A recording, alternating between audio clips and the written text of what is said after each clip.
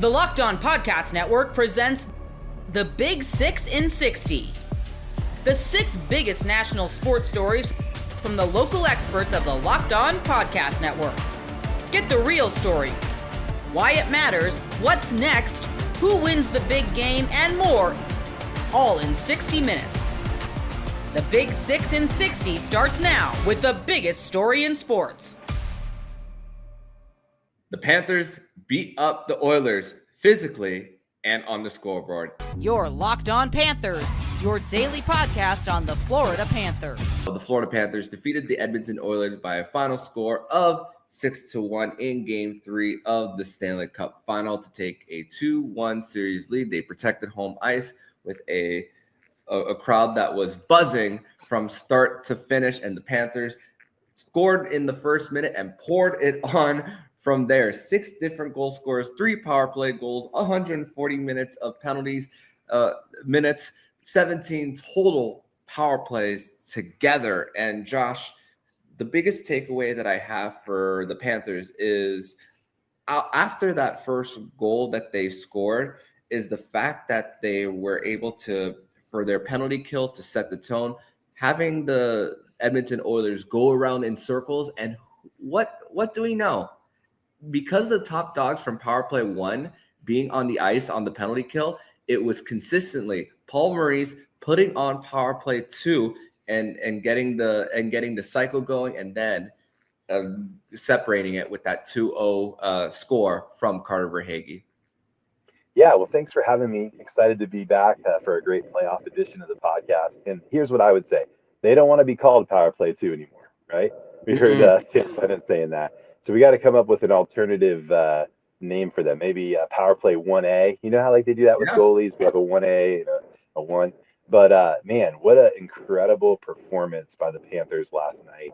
And I think the biggest takeaway for me is that the Panthers finally got to play their game last night against the Edmonton Oilers. Partly because they're in their building, partly because, you know, Bam was getting them fired up with the drum and DJ Khaled was spitting rhymes. I don't know why.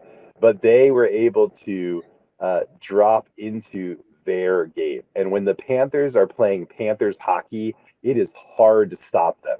And I think the Oilers had maybe forgotten that in the first couple of games in Edmonton, and they got a lesson in that. And so what happens when you play against an incredibly gifted, physical, grinding Panthers team is they frustrate you. And obviously that's what we saw with Edmonton last night, just devolving into chaotic goonery after the game was pretty clearly decided by the score. I think a lot of people probably went to bed after the second, knowing that this one was in the bag, and the Oilers did too. So, man, how awesome is it? And I haven't got a chance to talk to you much this season, Armando, but how awesome is it that the Florida Panthers are staring at a situation where they only have to win 2 more hockey games to be back-to-back Stanley Cup champions. And all the odds are stacked in their favor. Yeah, and to think that I felt like a lot of the times that I was watching games 1 and 2 from last year's Stanley Cup Final with the inability for the Oilers to create to have their space in the offensive zone, and for the Panthers once again continuing to set that tone. I mean, and you talk about the physicality. I mean, I spoke about it before Game 2 with Nick Fairbanks about how the ticking time bomb of Evander Kane is one that you need to get to, and the fact that the Panthers were able to get to have him draw penalties multiple times in the first period, which eventually ended up biting the Oilers later on.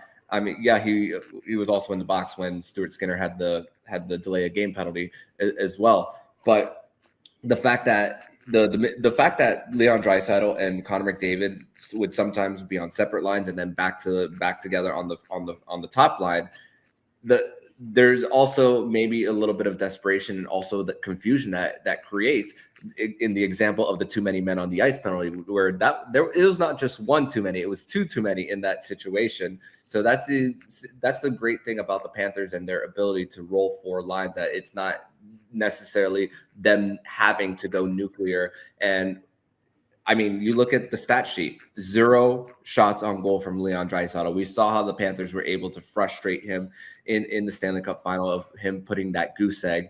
And it was just another example of just the Panthers and their ability to get in their face. I mean, we saw it with the fights at the end, Jonah Gadjevich with Darnell Nurse, Sam Bennett with Trent Frederick. I mean, even like I mentioned Evander Kane earlier, during this preamble, getting Carter Verhaeghe in the face while he was down on the ice. And I mean, we haven't seen the Oilers break, and this was the one game that they broke. Yeah, and I think too, they're in a situation where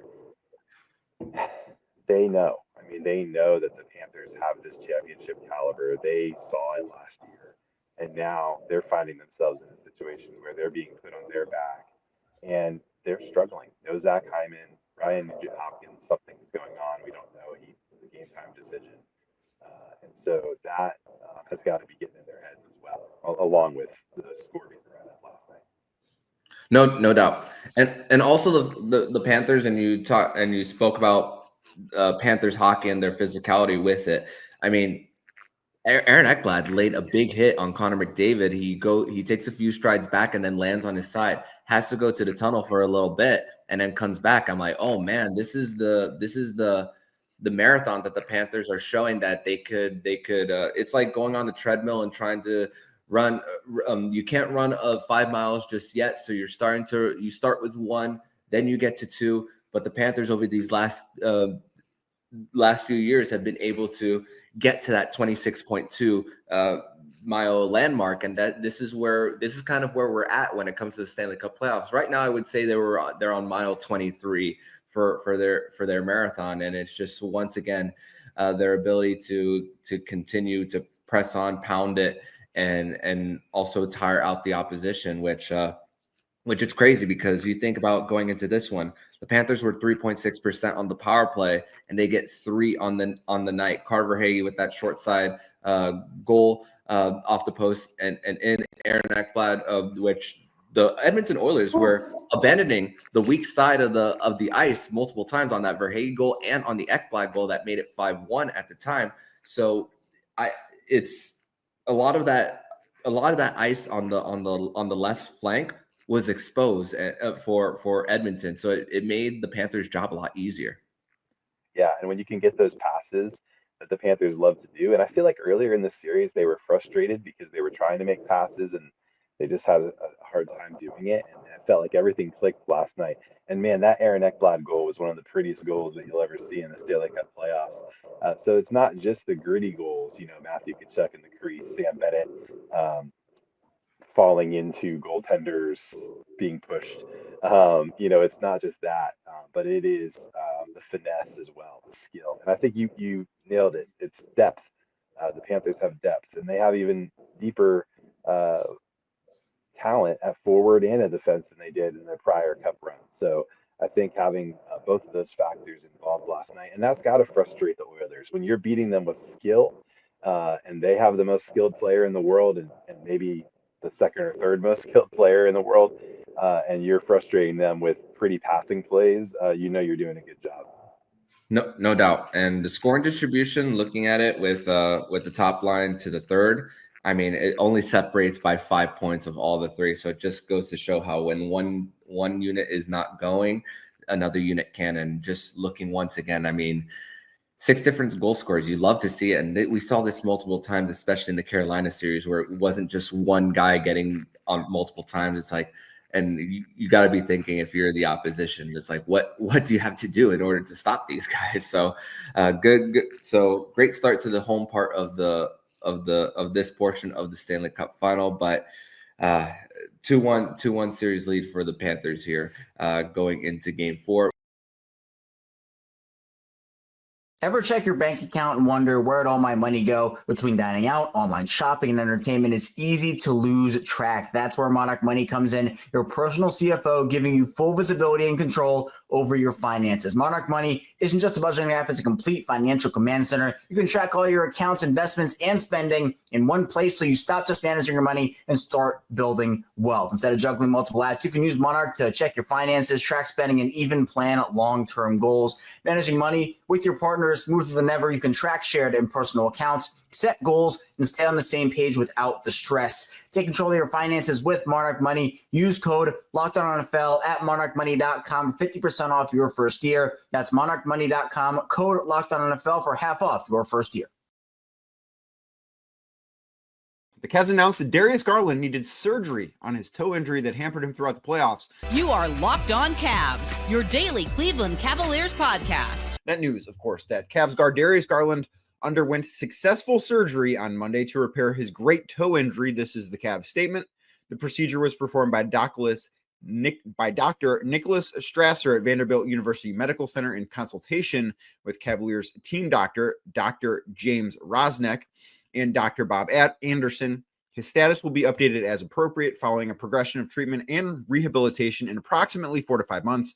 Garland is expected to make a full recovery and resume basketball activities by the start of training camp. So this news obviously means that Darius Garland was more injured than I think he was letting on, than the Cavs were letting on, than anybody really knew during that postseason run. And after the Cavs lost to the Pacers, a big part of the conversation was that, well, injuries are not an excuse. They're not. The Cavs should have found a way as a 64-win team with 2 top 10 players in the NBA this season to find a way to win that series, not giving them an excuse for that. And of course, give the Pacers a lot of credit. They're currently 1-1 in the NBA Finals, which nobody saw happening prior to the season starting. But I think that the way this Garland injury has turned out to be clearly much more serious than anybody, I think, certainly externally, and I believe internally too at the time. Like, I don't think that when Darius re-injured this toe in game 2 against the Miami Heat in the first round, I don't think anyone internally looked at this and said, yeah, he's probably going to need surgery 6 weeks from now, because that's kind of what the timeline is. That game was about 6 weeks ago. So I don't think at that time anybody thought that it would have been this type of an injury. It very clearly did change the way Garland played. And I think that this is an injury that we should be able to look at and maybe change the narrative a bit on Darius Garland as a postseason player, because there's a lot of noise that Garland is not somebody that rises to the moment. And I think a lot of that, like, while you can't necessarily prove that wrong in the postseason, I think a lot of it can be explained. And I think that this injury, because you go back and look at what he did in those first 2 games against Miami Heat, and even then, I really struggle to put a ton of stock into that, just because the Miami Heat, like, those did not necessarily feel like playoff games. They didn't feel like they were big games. They kind of just felt like, oh, you know, the Cavs are playing a couple of games that are an extension of the regular season. But in those 2 games, Garland scored 27 points in game 1.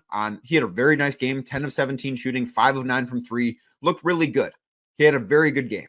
Game 2, 6 of 14, just 2 of 8 from 3, so not as great of a game, but got to the line 8 times, made 7 of them, had 9 assists and just 1 turnover. Like, he looked in those 2 games like Darius Garland. And then he comes back and plays in the final 3 games against the Indiana Pacers, and he looks nothing like Darius Garland. He could not shoot the basketball very well. He could not move very well. Like, that was the thing that stood out to me, is that Darius Garland, in the games that he played against the Indiana Pacers, did not look like a guy that should be playing playoff basketball.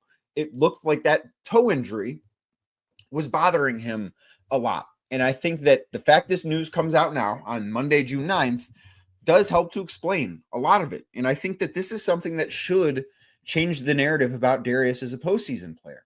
Because for me, I look at this and say, that guy really went out there and played through an injury he probably shouldn't be playing through. Because we are at this point now, and I want to look up the exact date, just so I know exactly how far away we are from the Cavs being eliminated. It was, I believe, May 13th was their final game of the playoffs. That was game 5 against the Pacers. It was a Tuesday. So that will be 4 weeks ago tomorrow, the 10th, when the Cavs stopped playing basketball. The fact that this injury was still enough of a burden that 4 weeks later he needed to undergo surgery, I think explains the severity of it. And of course, I'm not a doctor. I'm not going to pretend to be a doctor. I'm not going to pretend to know the ins and outs of this injury. But it's hard for me to imagine that if 4 weeks after the season ended, if it's been 4 weeks just about since he's played basketball, because I'm going to assume that Darius Garland has not done very much this offseason if he is having surgery on this at this point. I would think, and I'm again assuming, so maybe I'm wrong here, but I'm going to assume that a lot of his postseason stuff was rest and recovery and trying to get it right, and it didn't get right, and that's why he needed surgery. That would be my best guess. But for that to be the case, for this injury to be as significant as it was, it is hard, and I hate to do this because I don't like giving free passes away, but it's hard for me to look at that series against the Pacers and hold that against Darius. The guy was playing on a pretty significant injury that could cost him part of next season, because the injury update the Cavs put out said 4 to 5 months. Now, they also said he's expected to be ready for the start of training camp, but 3 months from now is September 9th. That is about the time when teams start getting together and start doing stuff to prepare for training camp, right? Like we heard last season or last media day, Kobe Altman, what did he say? He called Ty Jerome the MVP of September. That stuff starts around Labor Day weekend. Labor Day is September 1st this year. That is when you will start to hear reports or see reports, or you'll see stuff on Instagram about, oh, the Cavs all gathered. Donovan Mitchell hosted the Cavs in New York City. In previous years, Darius Garland has hosted the Cavs in Nashville. Maybe Evan Mobley will be hosting the Cavs in Los Angeles in September. And they will have, I don't know the best way, like they will have team organized activities is the best way to kind of term it. Darius is not most likely going to be able to take part in those. So 4 months puts you at September 9th, or no, 3 months put you at September 9th. 4 months put you at October 9th. Training camp's going to start before then. So I don't know if the timetable is 4 to 5 months. I do think, and the Cavs said they expect him to be ready for training camp, but those two timelines don't exactly line up. So let's say that he's not ready until 5 months.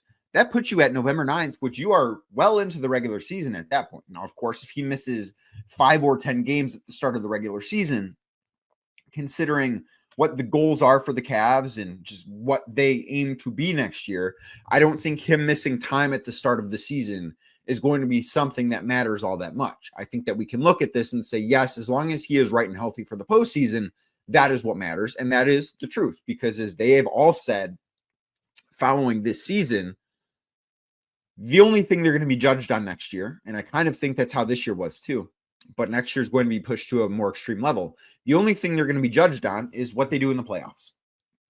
Are they going to be a team that succeeds in the playoffs? Are they going to be a team that doesn't succeed in the playoffs?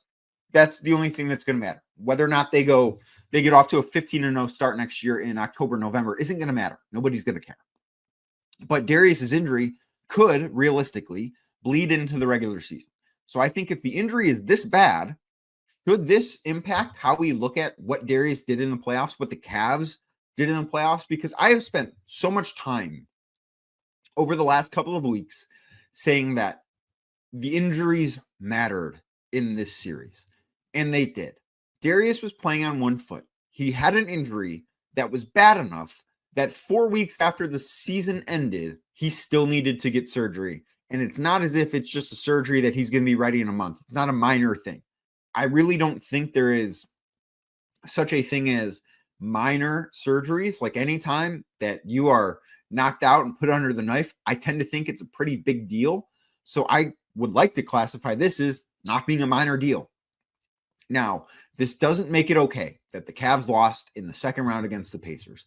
But I think that knowing that the injury was this severe, this significant, should start to color the way we look at that series. And the last thing I want to do is take away credit from the Pacers. But I think it's a little bit easier to look at this and say, man, was this postseason more about the Cavs' failures, or was it more about they got some really bad luck at the worst time? Because while I don't think it's ever just one thing, and it's not just the injuries, there was a lot that went into it. But the more I look at this and I see Darius Garland's injury, how significant it was, and knowing that watching that series at all times when they were struggling, it felt like, man, if they had a healthy Darius Garland to relieve a lot of the pressure that the Indiana Pacers were putting on them, you feel differently about the Cavs. Donovan Mitchell was hurt. Evan Mobley was hurt. And Darius Garland had a pretty significant injury. The Hawks add 2 pretty big hires to the front office and add some, I would say, clarity to the situation in the front office. You are Locked On Hawks, your daily Atlanta Hawks podcast. In the late morning hours of Monday, there was some clarity and some reporting done on the Hawks front office search. That is certainly the biggest development in quite some time. So if you might remember this, dating back to April 21st, the Hawks have been kind of in limbo. They fired Landry Fields on April 21st. It's now June 9th. It's been 6-7 weeks as they had this search going for a president of basketball operations. And really, just in general, it's been kind of quiet. There's been reporting on who they were interviewing, all those things, but kind of at least especially in the last couple of weeks, pretty quiet on this front.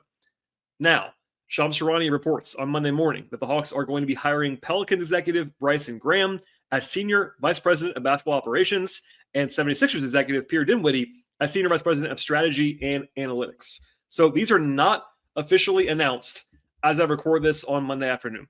Keep that in mind. But I can confirm, I would say I have triple confirmation now. These are happening. These hires are happening. They've not been announced, but Shams reports, I confirm they're out there. And again, Shams said it first. I can also confirm that Graham and Dinwiddie are both going to be working under Hawks general manager Ansi Saleh. That's an important distinction. When this was kind of just first tweeted out by Shams, people were kind of like, all right, what's going on here? Are they hiring someone above Ansi? No, I can, again, confirm that Graham and Dinwiddie are both working under Ansi Saleh on the organizational chart. So as of right now, the number one person on the basketball operations organizational chart for the Hawks is Ansi Saleh, who, if you missed it, back on April 21st, was hired as the permanent general manager. And not to do the whole spiel again, some organizations, including the Hawks, go back and forth on this. Sometimes the GM is the number one person in the organization. So sometimes they're number two person in the organization. If they have a president of basketball operations, Travis Schlenk was both. He was the GM as the number one and then was promoted as the number one still to president. Landry Fields was the GM as number one, was never promoted to the top spot and as far as the theoretical top spot. But in the meantime, the person running basketball operations has been Ansi Saleh for the last 6 weeks, and he is still currently number one on the call sheet for the Hawks. Now, I will also say this. There's been discussion about what was going to happen here, whether this kind of ends the search for the Hawks, etc. So lots of things to get to. And then, by the way, at the end of the podcast, I'll get into kind of what more of these guys, Bryson Graham and Pierre Dinwiddie, are going to be adding to the Hawks organization. But in the meantime, Shams included a reference at the end of his piece that he wrote on ESPN about this, that, quote, any potential president hire for the Hawks will be made to complement Saleh and his staff, end quote. So that does not shut the door on a search for a president of basketball operations, or a POBO, as I've been shortening it to, that could be hired above Ansi. Also, Lauren Williams, good friend of the podcast of the AJC, reported from his source that the search has not yet concluded for a president. I have, for the record, never said that they've stopped searching for a president at any point. And I'll say that again now. They've left the door open. That seems purposeful to me that they're leaving the door open. Now, what I will say quickly here is that I will now be quite surprised if the Hawks hire a president of basketball operations. One more time. I'll be surprised. I'm not saying that they definitely will not at all, but I will be surprised if the Hawks make a hire above Ansi this summer. That's where I am at this point in time. Now, if you missed any of this in the past, or if you're a new listener, first of all, welcome aboard. Second of all, the first day that this was all out there, Tony Ressler put out a pretty aggressive quote and proclamation press release about how they were going to be searching for a high-level, experienced executive to hire as president of basketball operations. They didn't have to do that, but Tony did it, which was a little bit interesting to me. Again, didn't have to do that. But I said on that first episode, the emergency podcast from that day, that I had heard that Auntie Salah, I said Salah at that point in time, Auntie Saleh now, as I know how to say his name better, Auntie Saleh would be the number one guy potentially at the end. Like there was a scenario in which Auntie was not the president, but was still the number one person by the end of the process. Throughout this process, that's been kind of in the background. Last week, I said that I thought it was the most likely outcome. So for the first time, I went from like possible to likely in my reporting and my estimated, intel a week ago. Now I have moved to, again, flat out expecting Auntie to be the number one person. Again, I am not reporting that it is 100% going to be Auntie as the number one person. Maybe the Hawks have a card up their sleeve that no one I have talked to or speculated with or talked to around the league is thinking of. Maybe they have a home run hire that they just can't make yet. That's all possible. Maybe Tim Conley, who's going to be a free agent if he wants to be, he has an option in Minnesota. If he opted out, I'm sure the Hawks will make a call to Tim Conley. My read situation has always been, and is even firmer now, that the Hawks maybe had a guy, 2, maybe 3, that they were kind of dreaming on and hoping to get. And once they couldn't get those people, or at least they hadn't gotten those people, the chances of Auntie being the number one person increased because, look, Auntie Saleh is very qualified, very smart, very well respected. He's well compensated, all of those things. It's a very reasonable choice to be the number one person in the organization. I've seen, or I always hear people that don't know him. That's what it is. If you're most of the time, executives in the NBA, if they have not been a number one, fans and regular people do not know them. And that, by the way, you shouldn't need to know them. They're just in the background. Auntie is one of those people that you wouldn't know. He's never been like interviewed or talked on the record or been the number one person. So I get the skepticism. I really do. But from what I can glean, what I've talked to, heard, etc., very smart guy, very qualified guy, very respected guy. But I say all that. Let's say all that to say, I'll be surprised now if he is not number one on the call sheet heading into next season. Now, of course, number one on the call sheet does not take into account that Tony Ressler is active as an owner. It does not take into account that Nick Ressler, Tony's son, is still in the mix. Those things are all out there, so that's almost separate. It's not separate, never can be, but it's almost separate. But if you look at the basketball operation structure, Auntie's number one on the list right now. And if you were going to go with Auntie, if you were going to do that, these are the kind of moves that you would do, in my opinion. You would bring in 2 very experienced front office executives with high-level acumen. They've seen a lot of things. They have different strengths, all of that. I'll discuss both guys more in a minute, but both have great reputations that I've heard more and more about in the last couple hours since this news broke this morning in the midst of me throwing on a t-shirt and trying to record on my lunch hour on a Monday. But really, really strong reputations in the league that I've heard about both these people. I've never met either of them to my knowledge. I've heard positive things before this. So it's not like just blowing smoke now, but, reaching out to people that know these people, that have covered these people, talk to them. Pretty much a universal approval rating for these executives. Does that mean they're perfect hires? We don't know that right now, but that's just what we can know at the outset. So I think it makes total sense to bring in some fresh views and some experience to complement Auntie Saleh. But you're also empowering him as the number one person in this scenario. If he's the guy, you want to have him have people that are experienced under him because he is a first-time executive. And even if he wasn't, even if he was the guy they hired in the first place from the outside or whatever, if you're hiring a first-time GM or POBO or whatever it's going to be, you would want them to have their number 2, number 3, somebody in the organization that's done this before, or at least have experience in a lot of different ways. And again, you can make the pessimistic point about Tony and Nick. That puts a damper on things. I get all that. I promise you I do. But you now have a guy that I believe is very qualified to be number one. If you want to have him do that in Auntie, you have a guy in Bryson Graham who is basically doing the same number 2 job that he had with the Pelicans, as we'll get into more in a second. You have a guy, Pierre Dinwiddie, who's been working at a high level for offices for well over a decade. He was a key figure in Indiana, a key figure in Philadelphia, etc. And then you also have Kyle Korver, who's still there, assistant GM, and a guy who's like, in player development. Kyle's a smart guy. People below them that you would never think about, whether it's in the cap side of things or in the scouting side of things, development side of things, people that are down the organizational chart that are valuable people. The Hawks have a coherent and I think pretty solid front office structure right now without doing anything else. They have a qualified number 1, a qualified number 2, a qualified 3 and 4. Like, you're in good shape there, I believe.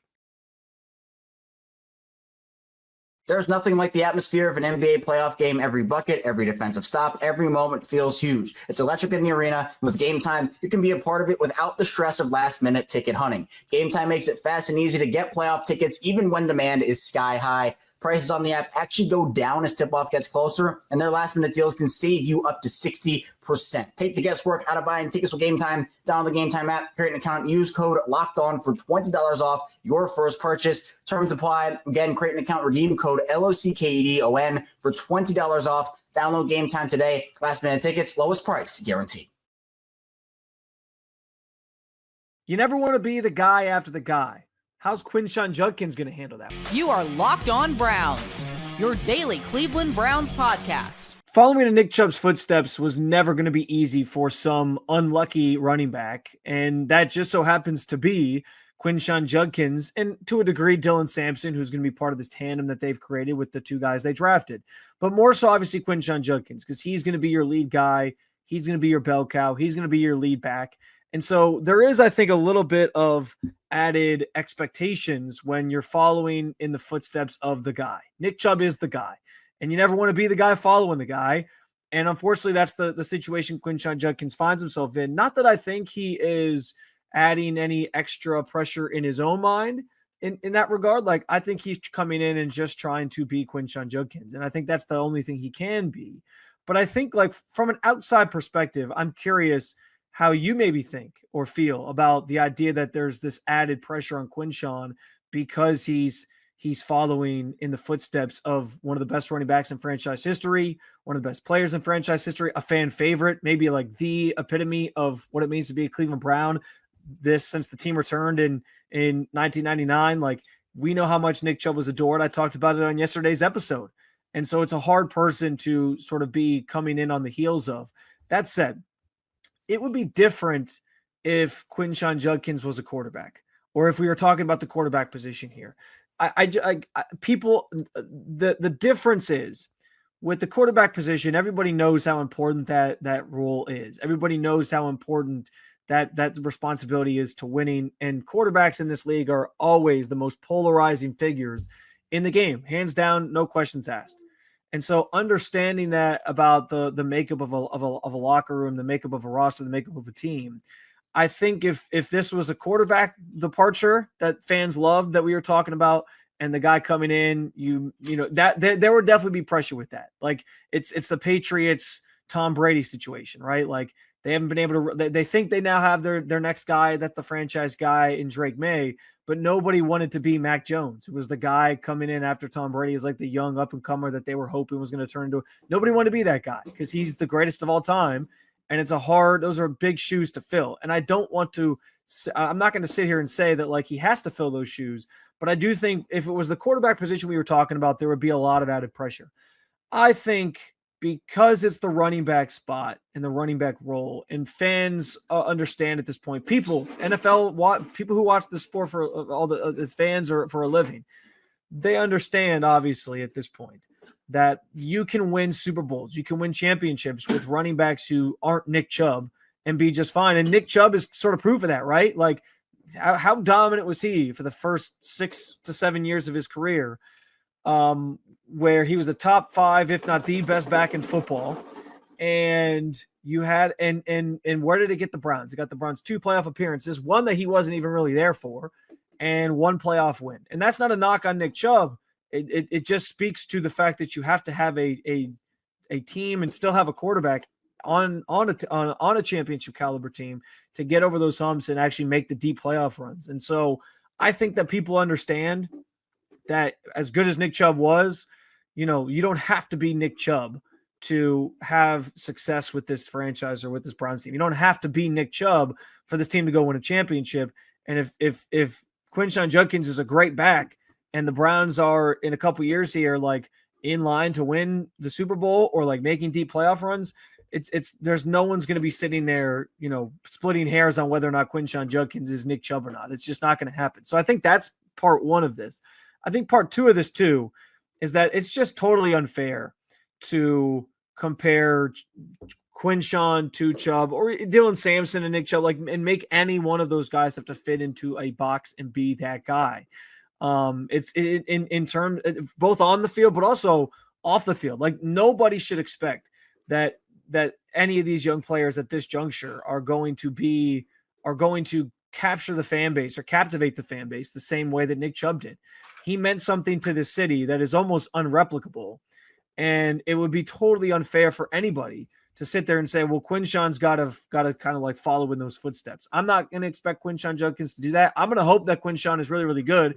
In fact, I think he's going to be really, really good and go out and prove why he can be one of the best backs in football in his own right and put up some big numbers and do some impressive things while Dylan Sampson sort of works in as that extra third down guy and spells him a little bit and gives him, you can see some different looks with them, and they both sort of each prolong each other's careers the same way Chubb and Hunt did with their duo early on in this run that the Browns were on.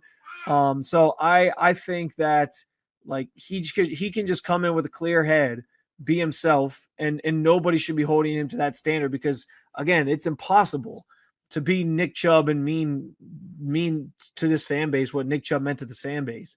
And I think it would be very irresponsible and inappropriate to try to bestow that on anybody and say, this is what you got to get to. I just don't think that that's fair. I don't think that's how people are going to treat Quinshon Judkins. From my end, the way things kind of are going right now, it feels like everyone's just excited about the opportunity to have this back who is, supposed to be electric and physical and brings a lot to the table out of a great running back class this past year in the draft. And they're giving him a chance to sort of prove it himself and do what he was going to do and be his own person. That's important. Like, I think that stuff does matter. I also wonder if like maybe the last 2 years of Nick Chubb, where he hasn't really been on the field as much as people wanted, have paved the way to have people keep an open mind about Quinshon and where he, like, I think people also understood, even though it's tough to see Nick Chubb go, I think there is an understanding that, he maybe wasn't the same player and that the physical grind of this sport and the very unfortunate knee injury impacted impacted the end of his time with this franchise, because he would still be here without questions asked if, he hadn't suffered that knee injury in the first place that sort of set back his career, and then followed it up with the foot injury last year that sort of ended his season and basically, didn't allow the Browns to see enough of a sample size to think like, well, we believe that guy's still there. So that's why we're at where we're at. Now, the worst thing that can happen is that Chubb goes out and performs the way he used to. He's averaging 5 yards per carry. He's going to be in a split backfield with Joe Mixon in Houston. So the worst thing that can happen is he goes out, dominates the same way he used to, does get back to that guy. And Quinshon's just like good, not great. I don't think that's going to happen because I think Quinshon's going to be really, really good to great. I think he's going to be a fantastic piece of this offense. I think he's going to be so important to this offense that it's going to be undeniable and impossible for him to not be great in it. But if Chubb gets back to the form, then people I think will be looking back and being like, we can't believe we let this guy walk. But I also think people will keep that in perspective and say we should have brought Nick Chubb back, rather than saying it's putting that on Quinshon that he's not Nick Chubb. I think they'll blame the organization before they blame Quinshon, and I think that's another reason why there's not as much pressure in this conversation. Ever check your bank account and wonder where'd all my money go? Between dining out, online shopping, and entertainment, it's easy to lose track. That's where Monarch Money comes in, your personal CFO giving you full visibility and control over your finances. Monarch Money isn't just a budgeting app, it's a complete financial command center. You can track all your accounts, investments, and spending in one place so you stop just managing your money and start building wealth. Instead of juggling multiple apps, you can use Monarch to check your finances, track spending, and even plan long-term goals. Managing money with your partner is smoother than ever. You can track shared and personal accounts, set goals, and stay on the same page without the stress. Take control of your finances with Monarch Money. Use code LOCKEDONNFL at monarchmoney.com for 50% off your first year. That's monarchmoney.com, code LOCKEDONNFL for half off your first year. The Seahawks already have 2 Pro Bowl cornerbacks on their roster, so why not make it 3? You are Locked On Seahawks, your daily Seattle Seahawks podcast. In what has been a saga that has lasted for more than a couple of months, really most of the offseason, the Packers finally moved on from cornerback Jair Alexander, a 2-time Pro Bowler, a 2-time second-team All-Pro selection. He wasn't willing to take a pay cut. They couldn't find a suitor that was willing to trade for him with his current massive contract. So they decided to cut bait on Monday, releasing him and making him an unrestricted free agent. Now, this is a Seahawks podcast, so why is this a big deal? Well, as we've been talking about for most of the offseason, and especially since the draft when Seattle did not use a draft pick on a quarterback, they only signed one in free agency. They lost Trey Brown and Artie Burns. This has been a position that we have outlined episode after episode as a position that could potentially be one that the Seahawks are still looking to add. And we've seen the visits they've had. Shaquille Griffin, former Seahawks draft pick, he's met with them. They also met with Rasul Douglas, former Buffalo Bill, Green Bay Packer, Philadelphia Eagle, guy that's picked off a lot of passes. They've clearly been kicking the tires on corners. We even floated the idea of Jalen Ramsey potentially being a target, and that may still be what the Seahawks are most interested in doing. But the point is, when you look behind Riq Woolen and Devin Witherspoon, there are questions depth-wise for the Seahawks. Josh Jobe was a revelation last year, but he was released by the Eagles at the end of training camp, and sometimes players like that are revelations have a tough time replicating that. He's on a one-year contract too, so it's not like he is currently, at least, a long-term option for Seattle's secondary. Shamar Jean-Charles has mostly been a special teams guy in his career, aside from last year finally getting extended reps with the Saints. And Nehemiah Pritchett didn't do much when he played last year, really struggled when he was put into the lineup on defense. So you outlined the depth potential concerns. Now, I've been encouraged by what I've seen on the practice field, but until we get to training camp and until we get to the preseason, not really going to know necessarily what the Seahawks have there. None of those players have the resume that Jair Alexander has coming from the Green Bay Packers, a former first-round pick out of Louisville. Alexander, when he has been healthy, and as I'll get to in a moment, that hasn't been near as much as what the Packers would have liked.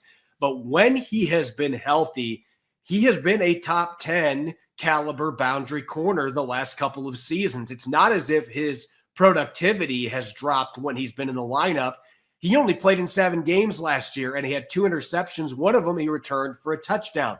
The season before that, he played in 7 games and put up pretty good numbers with 6 pass breakups in those games. The year before that, the last time that he played more than 7 games, dating back to 2021, Jair Alexander played in 16 games that year.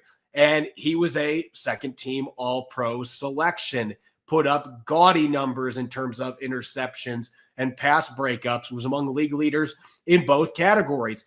He has been a really solid player the last couple of years when he's been healthy. And you look at the resume before that, 2020 was a second-team All-Pro. The guy has been really good at turning interceptions into turnovers, or into turnovers for points, I should say. He's been really good at getting pick sixes during his career. He has generally been a solid, not spectacular, but solid tackler. There's a lot to like about Jair Alexander when he is in the lineup. And healthy, I think he's better than any of the Seahawks corners they have that aren't named Riq Woolen or Devin Witherspoon. And you can make an argument when he's completely right that he might be better than Riq Woolen is. And we haven't seen Devin Witherspoon elevate his game to being an elite player yet, at least statistically, though I think he has been much better than his numbers would suggest. My point is, Jair Alexander has been as decorated as any corner that the Seahawks would have on their roster. And I think this would give Seattle potentially the best secondary, not just in the NFC, but the entire NFL.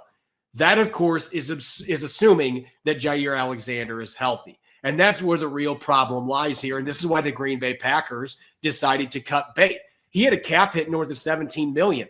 But 3 of the last 4 years, he has failed to even play in half the games that the Green Bay Packers played. The last 2 years, it was 7 games apiece. He had a healthy season with 16 games played in 2022. And the year before that, he played in 4 games. So you are looking at more than 30 games of regular season action that Jair Alexander has missed over the course of the last 4 seasons. And there was some frustration in Green Bay last year when the Packers were getting ready to play the Seahawks, ironically enough. There was frustration in Green Bay's building in Titletown because they thought that he was going to be ready to return, and it turned out that he wasn't. They ended up having to sit him on injured reserve, and he missed the rest of the season. So there's been a lot of frustrations when it comes to durability and being available. And to me, the number one quality that an NFL player can have is availability. And Jair Alexander has not been that for 3 of the past 4 years. So keeping that in mind, any team should be very cautious when it comes to approaching Jair Alexander with anything more than an incentive-laden deal, in my opinion. If he's asking for significant money, which he should not be, Green Bay is going to be on the hook for a lot of money by releasing him.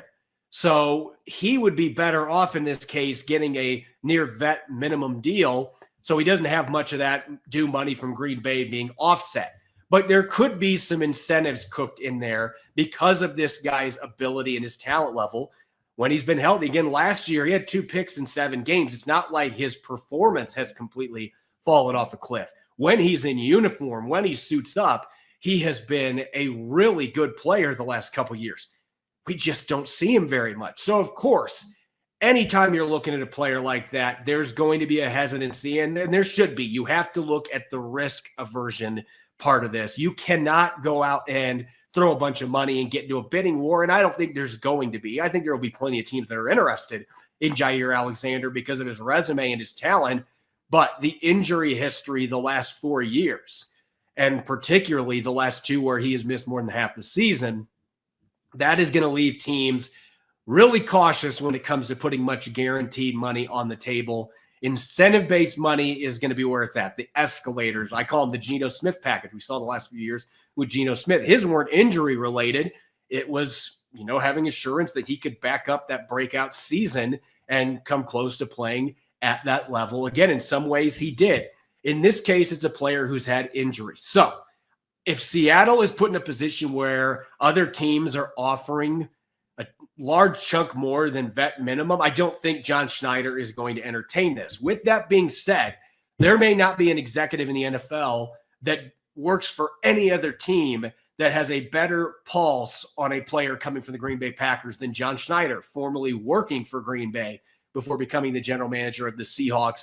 He has a ton of connections in that building. If he has any questions about whether or not Jair Alexander can still play and whether or not he would be a decent investment, he's got no shortage of connections in that building that he can talk to make that decision. So I'm not going to rule the possibility of this out. The fact the Seahawks have visited with Shaquille Griffin and Rasul Douglas already this offseason, they've made it clear by their actions that they have interest in looking at another veteran cornerback. And that's not even to say they're looking for somebody to supplant Josh Jobe.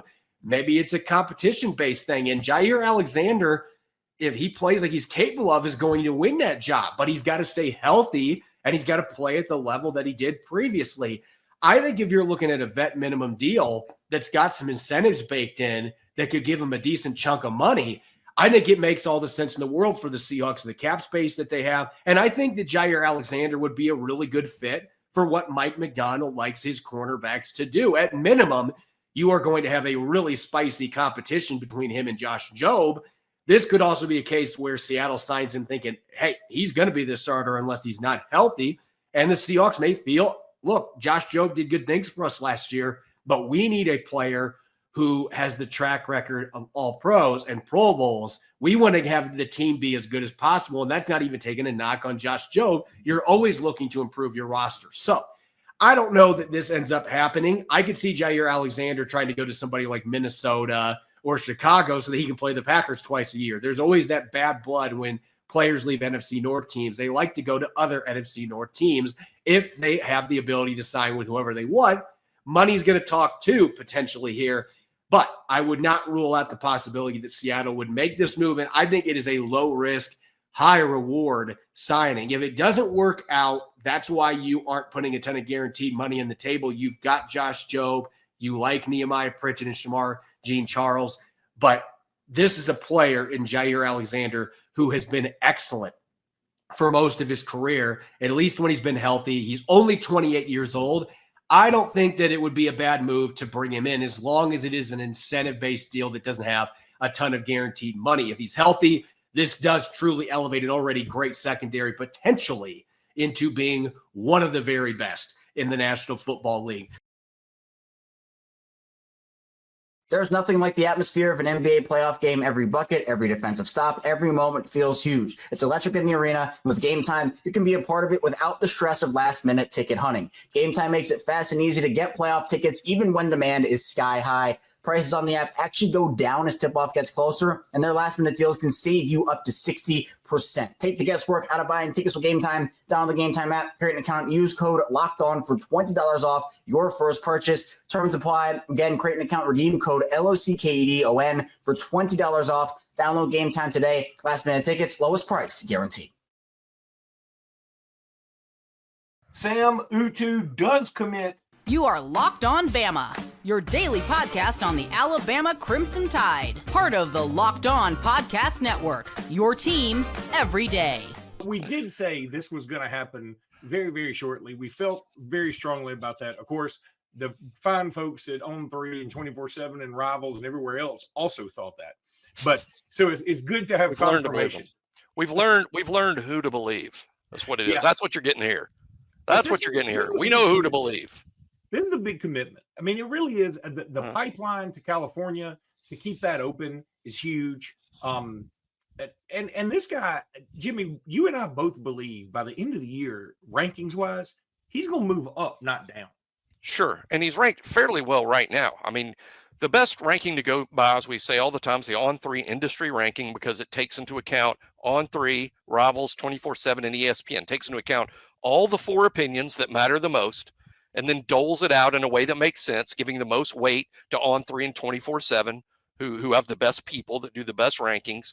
And you add it all up, and the kid is, I think, 106th in the industry ranking, somewhere around there, which makes him borderline elite, because I just, myself, and I think Luke agrees, we consider top 100 kids are elite. I mean, the top 100 players in this vast country, you're an elite kid if you're in the top 100. He's right on the cusp. Now, the weird thing about his ranking is he's 106th, even though On3's own ranking, and I think it's the Rivals ranking, doesn't even have him at all, in their national ratings.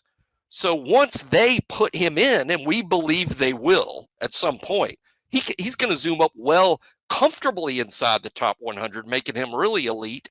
But regardless of where he's ranked, all that really matters is, okay, how good is he? He's very good. I mean, his tape's right there in Huddle for anyone that wants to find it. And Orange, California, Orange Lutheran, I think is the name of his school. What I like about him as a player, Luke, is this. I think for guys who aren't 5 stars, they tend to be linemen. I'll tell you a pro tip. For linemen who aren't 5 stars, the 5 stars are really big and really athletic. And it sounds like, shouldn't they all be? Yeah, but when I'm talking about really big and really athletic, there really isn't a whole lot of those kids in a cycle. So what you're left with and what you want is, well, if you can't be both, then be one or the other. And Utu's big. He's a big kid. But what makes him pretty good is his athleticism isn't what I would call second tier. He's a pretty good athlete to be this size. He moves his feet. He's good in the run game. He's good at pulling, getting out in front of the play. He's not as athletic as Booker, but see, Booker's not huge, not yet. The point at Alabama is going to be, once you get him, is, okay, we need to make Booker big like Utu and make Utu a little more athletic like Booker. But that's why they're such a good duo, Luke. I mean, that's what if you want 2 and they're not 5 stars, which are hard to find and get and pay for, this is what you want. You want this duo of, okay, Mr. Power, Mr. Feet, and now you've got a good duo. And I think it's great, especially when you pair them with what Alabama signed last year. With the Jackson Lloyd, Mike Carroll, Micah DeBose, who, by the way, I got a good inside scoop report on him the other day, that Micah DeBose has been very good in the weight room, which was their worry. Their worry was his body. How would he grow? How would he adapt to when things got tough? He's apparently knocking out of the park. So that's great news. And of course, Mal Waldrop, who's just an ultimate sleeper type. But I love how Utu and Booker fit in. And now the key will be signing 1 or 2 more. They need a pure tackle. I hope it's Malachi Lee. That's a big ask, because he's elite. He's elite now. But boy, I would think him and Sam Utu, If they were on one side of the line, that would look fantastic, right? Malachi Lee at like left tackle, Utu at left guard. God, that would be nice. A few things. First of all, Rivals actually has him as a 4-star as well. ESPN, Rivals, and 24/7 all have him as a 4-star. The only one, weirdly, that doesn't is on 3. Yet with the composite, he is pretty way up there. In fact, I forgot the number. I'm going to find it right now. 106, I think. Not nationally. Nationally, he's 211. 211 composite. On the composite. He's 102 on 24/7, 77 on right. So he's elite per 2, not ranked per 2, and then the average turns out somewhere around 200. Not ranked. I mean nationally. Yeah, I know. National rank. That makes more sense. Secondly, yeah, you're right. I think that's a good way to put it. When I think of elite offensive linemen right now, if you want an example, I think you go back last year to Jackson Lloyd. Wasn't it Jackson Lloyd that had all these basketball highlights? You're like, oh my God. I mean, can you imagine somebody that big coming down on a break from the wing and he cuts to the goal and they throw an alley-oop to him? It's like, you're fending for your life. So you just move. I mean, you can't take that charge. Not in high school. You can't do that. I mean, you just can't do it. Jackson Lloyd will kill you. And so, but that's what you're saying is that's the exception to the rule. Most big offensive linemen can't do that. And so don't fault Samuel Utu for not being able to do that. That's right. As a matter of fact, we're not sure he can't do that. We're just saying we haven't seen highlights of his doing that. To me, it's like anyone that would say, just go sign the super huge, super athletic guys. That's like saying, yeah, why are we wasting all our time with these shorter receivers that run 4.3s or these taller receivers that run high 4.6s? Why don't we sign the taller receivers that run 4.4s? Right. Yeah. Well, most of them already play in the National Football League, and the handful that don't, you got to pay them like they do. There's not many of them. Was it Billy Madison where the guy said, you can't just give him a $500 million company? He said, yeah, can you just give it to him? Just give it. And all right. So the other thing that I thought was interesting about Utu, and this is, tell me, Utu has a career coming up as a country singer if football doesn't work out. He says 2 of the main reasons he came to Alabama, Southern hospitality and Jesus.